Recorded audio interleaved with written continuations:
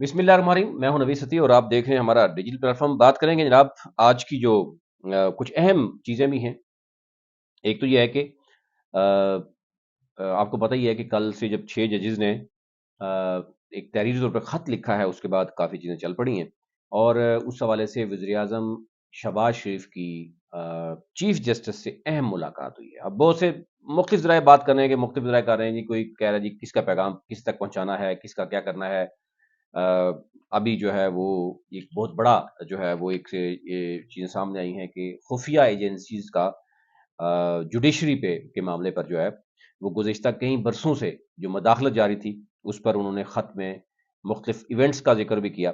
جو کہ بہت ہی ایک سنگین الزامات ہیں۔ اچھا، اس کے ساتھ ساتھ ایف بی آر سے جناب کرپشن کا خاتمہ ہونے جا رہا ہے، اور یہ کہا جا رہا ہے کہ خفیہ ایجنسی کے حوالے اس معاملے کو بھی کر دیا گیا ہے۔ اب خفیہ ایجنسی جو ہے وہ ایف بی آئی کے جو ملازمین ہیں ان کے رشتہ داروں سے، عزیز و اقارب سے ان کا ڈیٹا بھی لے رہے ہیں، اور ان کے اوپر جناب اب انویسٹیگیشن چل رہی ہے۔ اس پہ ڈیٹیل میں بات کریں گے۔ پھر اسی کے ساتھ ساتھ قادیانی شہریوں کی ضمانت کا معاملہ تھا، آپ کو پتا ہے اس پہ بڑا احتجاج بھی ہوا، بہت سے علماء نے اس پہ قاضی فائز عیسیٰ فیصلے کے اوپر تنقید بھی کی۔ اس کے بعد ایک پریشر ڈیولپ ہوا، تو وہ اب یہ سمجھیں کہ قادیانی شہری کی ضمانت کے حوالے سے جو پریشر تھا، جتنے بھی علماء تھے، اس کے بعد قاضی فائز عیسیٰ صاحب جو ہے انہوں نے اس پہ نظر ثانی کا معاملہ کیا، اور اب انہوں نے کہا جی کہ علماء سے رائے جو ہے وہ طلب کی گئی ہے، 2 ہفتے کا وقت بھی دیا گیا ہے کہ جناب آپ رائے دیجئے کہ آپ کیا چاہتے ہیں۔ ظاہر ہے اس میں آج میں نے دیکھا کہ علماء نے اس میں خوشی کا اظہار بھی کیا۔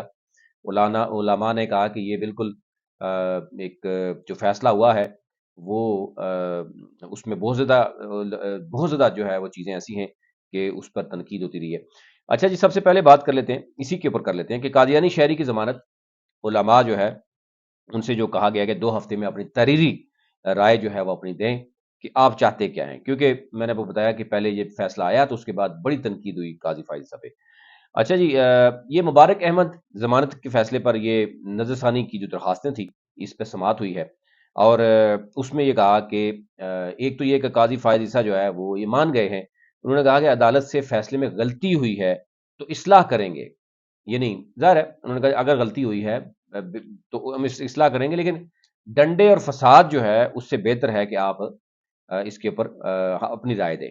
لیکن یہ وہ بتانا نکل چاہ رہے ہیں کہ فیصلہ ہو چکا ہے، اس کے بعد تنقید ہوئی ہے، اس پر آواز اٹھی ہے تو آپ نے نظر ثانی کی ہے، پہلی تو بات یہ ہے، اور اس پہ تنقید ہوئی ہے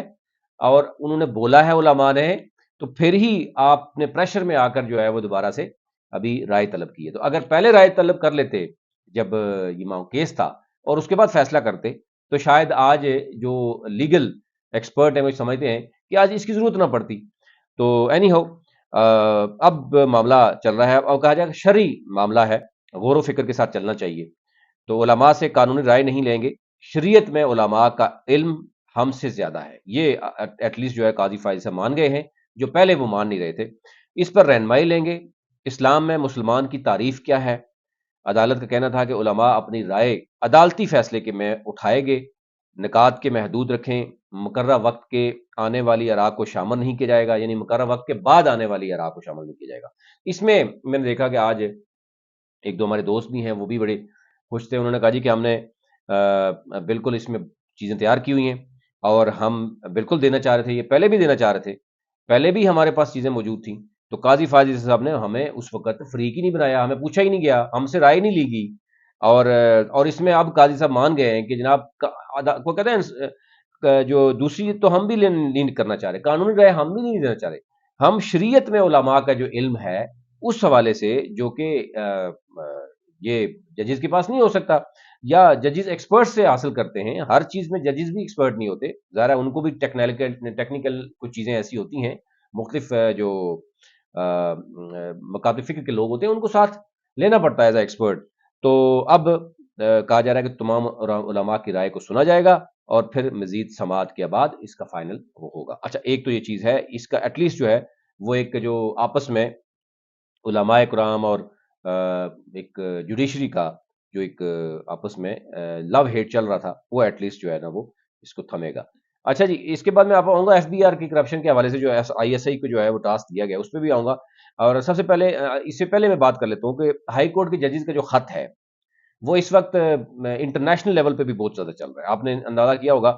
کہ اب بھارت میں، باقی ممالک میں بھی وہ چل رہا ہے کہ جناب یہ ہائی کورٹ کے 6 ججز نے یہ کیا بڑا سرپرائز دے دیا ہے. اب اس میں چیف جسٹس پاکستان سے وزیر اعظم شہباز شریف کی جو ملاقات ہے، وہ بہت ہی اہم ملاقات ہوئی ہے. اور اس میں کہا جا رہا ہے کہ کیونکہ چیف جو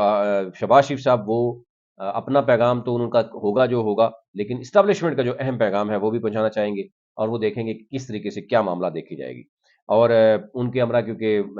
اعظم نذیر تاڑر بھی ہیں، وزیر قانون بھی ہیں. اور پھر اس کے بعد جو سپریم کورٹ کے سینئر ترین جج ہیں ان میں جسٹس منصور علی شاہ بھی ہیں، اور جو ہے وہ چیف جسٹس قاضی فائز عیسیٰ بھی ہیں. اب اس میں ویسے جو ہے وہ کل فل کورٹ کا اجلاس بھی ہو چکا ہے جو سپریم کورٹ میں. اور 6 ججز کے خط کے معاملے پر اب پاکستان بار کونسل نے بھی 5 اپریل کو ایگزیکٹو کمیٹی کا اجلاس طلب کیا، جس کے بعد مختلف جو صوبوں کی بارز ہیں انہوں نے بھی احتجاج کا اعلان کیا. پھر پاکستان بار کونسل پہ بھی اپنا انہوں نے کہا جی کہ ہم فیصلہ جو ہے وہ کریں گے. انہوں نے بھی اپنی ایک میٹنگ بلا لی ہے، اور ججز کے خط پر انکوائری کمیشن تشکیل دینے کی درخواست بھی سپریم کورٹ میں دائر کی گئی، جس میں وفاقی حکومت، اسلام آباد ہائی کورٹ کے 6 ججز بھی فریق بن گئے. تو یہ یعنی ایک نیا آپ سمجھے پنڈورا باکس کھل گیا ہے. عوام کو البتہ انصاف نہیں ملے گا، یہ آپ ذہن میں رکھیے گا. یہ اب پاکستان وہ پاک ملک ہے جہاں پر جو ہے وہ ہائی کورٹ اور سپریم کورٹ کے ججز جو ہے وہ انصاف کی طلب مانگ رہے ہیں. وہ کہتے ہیں ہمارا فیصلہ پہلے کریں، باقی چیزیں بعد میں دیکھی جائیں گی. ذرا حالات پھر اس طرف آپ دیکھ ہی رہے ہیں کہ کس طرف جا رہے ہیں. اچھا جی، ایف بی آر کا بہت ہی اہم معاملہ ہے جناب، کہ ملک میں ٹیکس نہیں اکٹھا ہوتا، اور ایف بی آر کے جو افسران ہوتے ہیں، ایون انسپیکٹر تک ہوتے ہیں، وہ اربوں روپے کے مالک بن جاتے ہیں. تو اب ان کے اوپر جو ہے وہ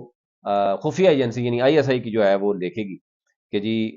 جو افسران ہیں وہ کون ہیں. اور اس خفیہ ایجنسی کو ٹاسک دے دیا گیا، شہباز شریف صاحب نے دے دیا، جس پر ایف بی آر میں بہت زیادہ کھلبلی مچی ہوئی ہے. ایف بی آر میں بہت سے لوگ کہتے ہیں کہ یہ نہیں ہونا چاہیے،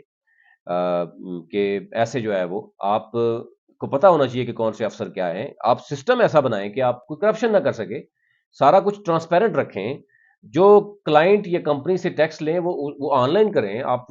تاکہ کلائنٹ خود بھی دیکھے آپ اس کو خفیہ کیوں رکھ رہے ہیں. تو پاکستان میں واضح ایسی سی چیزیں ہوتی ہیں کہ افسوس ہی ہوتا ہے کہ کیا ہو رہا ہے. لیکن اب فیڈرل یعنی ایف بی آر جو فیڈرل بورڈ آف ریونیو ہے، اس کے متحد ادارے جو ہیں اسے کرپشن کے خاتمے اور اس اچھی ساکھ کے حامل افراد کی اہم عدوبت تقرری جو ہے اب ہوگی. وہ جناب اب یہ ہوگا کہ وہ کہہ رہے ہیں جی کہ جو خفیہ ایجنسی ہے، وہ انٹیلیجنس ایجنسی اب ملازمین کے دفاتر، رشتہ داروں سے وہ معلومات لیں گی، وہ ایک رپورٹ بنائیں گی. اور پھر وہ کہا جا رہا ہے کہ وزیر اعظم نے اس حوالے سے ایف بی آر سے جو اس کی انٹیگریٹی مینجمنٹ یونٹ ہے اس کی کارکردگی سے متعلق رپورٹ بھی طلب کر لی ہے. جبکہ ایف بی آر اور اس کے متعدد اداروں کے ملازمین سے متعلق تفصیلات کے لیے سول انٹیلیجنس ایجنسی کو ٹاسک دے دیا گیا ہے کہ وہ ملازمین کے انٹرویو بھی کرے گی، دفاتر میں بھی جائے گی، ان کے عزیز و اقارب کسی کے بھی معلومات اکٹھی کریں گی، اور پھر وہ بتائیں گے جناب کہ یہ ملازم کیسا ہے، یہ پاک صاف ہے، 62 ریاست میں اترتا ہے نہیں اترتا، اس کے اثاثے کتنے ہیں، یہ اس سیٹ پہ کام کر سکتا ہے نہیں کر سکتا.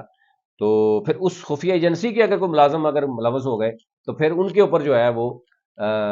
کون ہوگا یہ نہیں پتا. لیکن ظاہر ہے ابھی تک تو میرے خیال سے خفیہ ادارے ہی دیکھ رہے ہیں بہت سے، ان کو سب پتہ ہے میں کیا کر رہا ہوں، باقی کیا کر رہے ہیں. تو ان کو تو فوراً دے دینا چاہیے کہ جناب ایف بی آر اس طریقے سے کرپشن کر رہا ہے. اور پاکستان میں کرپشن تو ہر ادارے میں ہو رہی ہے، تو پورا کا پورا ملک جو ہے ان کے حوالے کرنا چاہیے. ویسے حوالے ہے ان کے، لیکن آئینی طور پر بھی کر دیں کہ تاکہ مطلب پتہ ہونا چاہیے کہ کون انسپیکٹر آپ کے پاس آئے گا، آپ پہلے کام کرنے سے پہلے ان کو بتا دیا کریں. تو 2019 میں F B R headquarter میں یہ جو آئی سی ایم سی قائم کیا گیا تھا، اس کے بعد